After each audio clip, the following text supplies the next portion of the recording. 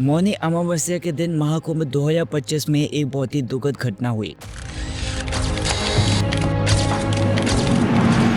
जहाँ पर करोड़ों लोग अमृत स्नान करने के लिए एक जगह पर इकट्ठे हुए थे, जिसे लोग बहुत ज्यादा श्रद्धा के साथ करते हैं। इस दिन उस जगह पर इतनी भीड़ थी कि वहाँ पर लोगों का दबाव बहुत ज्यादा हो गया था। हो गया, उसको हॉस्पिटल लेके गया, पुलिस को बुलाया, हम लोग का आदमी हॉस्पिटल में है, आप लोग हम लोग को लेके जाइए।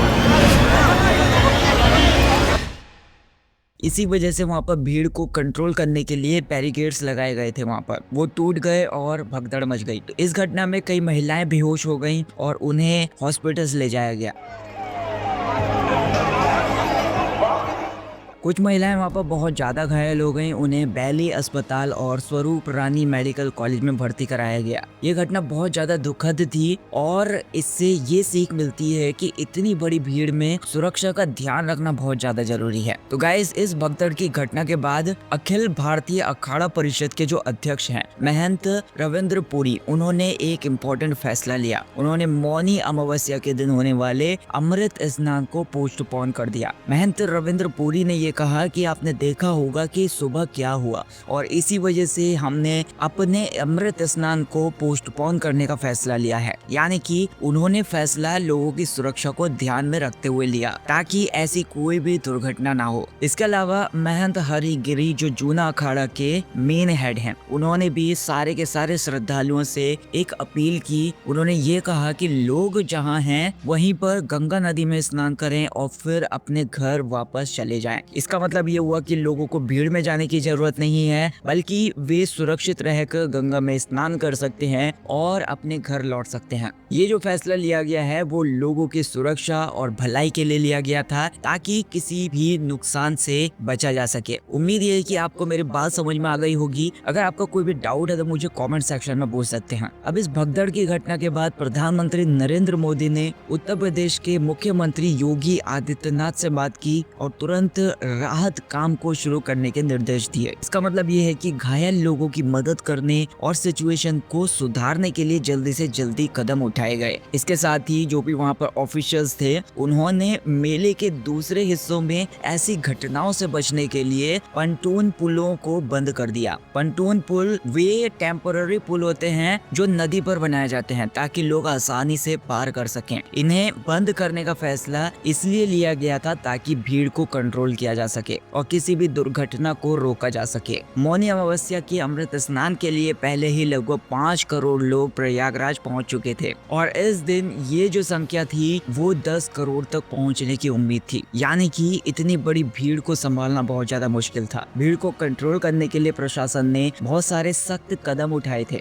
जैसे कि एयर सर्विलांस किया जा रहा था, यानी कि कैमरों की मदद से, कंप्यूटर्स की मदद से भीड़ पर नजर रखी जा रही थी। ड्रोन मॉनिटरिंग की जा रही थी, यानी कि ड्रोन की मदद से ऊपर से भीड़ की सिचुएशन को देखा जा रहा था। पुलिस फोर्स की तैनाती की गई थी, मतलब जगह जगह पर पुलिस को तैनात किया गया था ताकि लोगों को सही दिशा में ले जाया जा सके। इसके अलावा मेले के कई क्षेत्रों को वाहनों के लिए, यानी कि व्हीकल्स के लिए फ्री जोन घोषित किया गया था, यानी कि वहां पर किसी भी तरह की गाड़ी को जाने की अनुमति नहीं थी। जो भी लोकल निवासी थे उनसे अपील की गई थी कि वे 4 पहिया वाहन यानी कि 4 व्हीलर का उपयोग ना करें ताकि भीड़ को कम किया जा सके और सुरक्षा बनाए रखी जा सके। ये सारे कदम इसलिए उठाए गए थे ताकि लोगों की सुरक्षा को सुनिश्चित किया जा सके और कोई भी दुर्घटना होने से रोका जा सके। उम्मीद ये है कि आपको ये सिचुएशन समझ में आ गई होगी। अगर आपका कोई भी डाउट है तो मुझे कमेंट सेक्शन में पूछ सकते हैं। तो महाकुंभ मेले के दौरान तीर्थ यात्रियों की भारी भीड़ को संभालने के लिए रेलवे ने बहुत बड़ी तैयारी की थी। रेलवे ने इस मौके पर 360 ट्रेनों को ऑपरेट किया था, जिनमें से 190 स्पेशल ट्रेन थी। ये जो ट्रेन थी इसलिए चलाई गई थी ताकि ज्यादा से ज्यादा लोग प्रयागराज पहुंच सकें और वापस जा सकें। इससे भीड़ को कंट्रोल करने और लोगों की सुविधा को ध्यान में रखने में मदद मिली। इसके अलावा उत्तर प्रदेश सरकार ने भी मेले के दौरान लोगों की सुरक्षा को ध्यान में रखा, लोगों की हेल्थ को ध्यान में रखा। उन्होंने मेले के क्षेत्र में 1000 से ज्यादा जो भी हेल्थ वर्कर्स हैं, जैसे कि डॉक्टर्स हो गए, नर्सेज हो गई, इनको तैनात किया गया था। साथ ही हर एक सेक्टर में, हर एक क्षेत्र में छोटी से लेकर बड़ी सर्जरी तक की सुविधा उपलब्ध कराई गई थी। यानी कि अगर किसी को भी चोट लग जाए या फिर मेडिकल सहायता की जरूरत पड़े तो उसको तुरंत इलाज मिल सके। तो मौनी अमावस्या का जो अमृत स्नान होता है वो महाकुंभ मेले का सबसे इम्पोर्टेंट अनुष्ठान माना जाता है। इस दिन गंगा नदी में स्नान करने का बहुत बड़ा आध्यात्मिक महत्व होता है। लोगों का ये मानना है कि इस दिन स्नान करने से पाप धुल जाते हैं और मोक्ष की प्राप्ति होती है,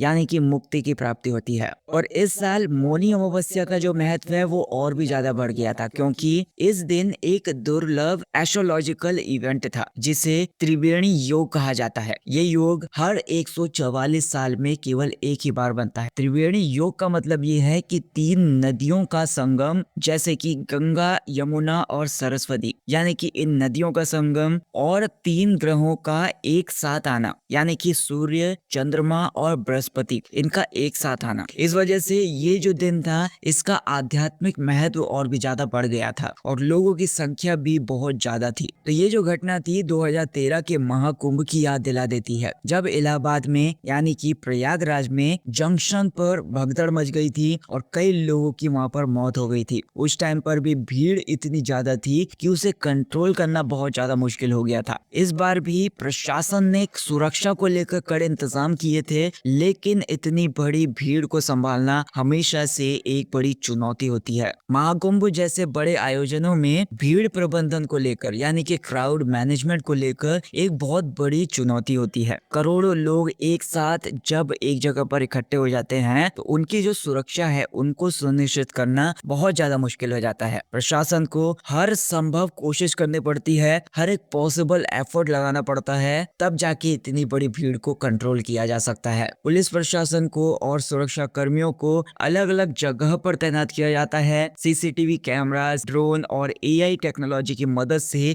भीड़ पर नजर रखी जाती है। डॉक्टर्स, नर्स और एम्बुलेंस की जो भी व्यवस्था होती है उसको किया जाता है। जो भी गाड़ियां होती हैं उनको रोक कर भीड़ को कंट्रोल किया जाता है। इतने बड़े आयोजन में केवल प्रशासन ही नहीं, श्रद्धालुओं को भी सुरक्षा के लिए सहयोग करना होता है। यानी कि जो भी भक्तजन वहां पर आते हैं, स्नान करने के लिए आते हैं, उनका भी सहयोग बहुत ज्यादा जरूरी होता है। अगर लोग अनुशासन में रहेंगे, नियमों का पालन करेंगे तो ऐसी ही दुर्घटनाओं से बचा जा सकता है। तो इस घटना से हमें ये सीख मिलती है कि भविष्य में ऐसे हादसों से बचने के लिए और भी ज्यादा इफेक्टिव कदम उठाए जाने चाहिए। भीड़ को कंट्रोल करने के लिए और ज्यादा बेहतर टेक्निक का यूज होना चाहिए। लोगों को जागरूक करना होगा और उन्हें सुरक्षा के नियमों के बारे में बताना होगा। इमरजेंसी वाली सिचुएशंस के लिए और भी ज्यादा असरदार योजनाएं बनानी होंगी। तो उम्मीद बस यही है कि फ्यूचर में ऐसी घटनाओं से सीख लेकर और भी ज्यादा बेहतर तैयारी की जाएगी। तो इस घटना के ऊपर आपकी जो राय है वो बहुत ज्यादा मैटर करती है। आपको क्या लगता है कि इतने बड़े आयोजन में भीड़ को कंट्रोल करने के लिए या फिर क्राउड मैनेजमेंट के लिए और भी ज्यादा सख्त क्या नियम बनाए जा सकते हैं? आपका जो मानना है इस चीज को लेकर मुझे कमेंट सेक्शन में जरूर बताइएगा। अगर वीडियो पसंद आई तो वीडियो को लाइक कर देना, चैनल को सब्सक्राइब कर देना। Thank you so much for watching this video.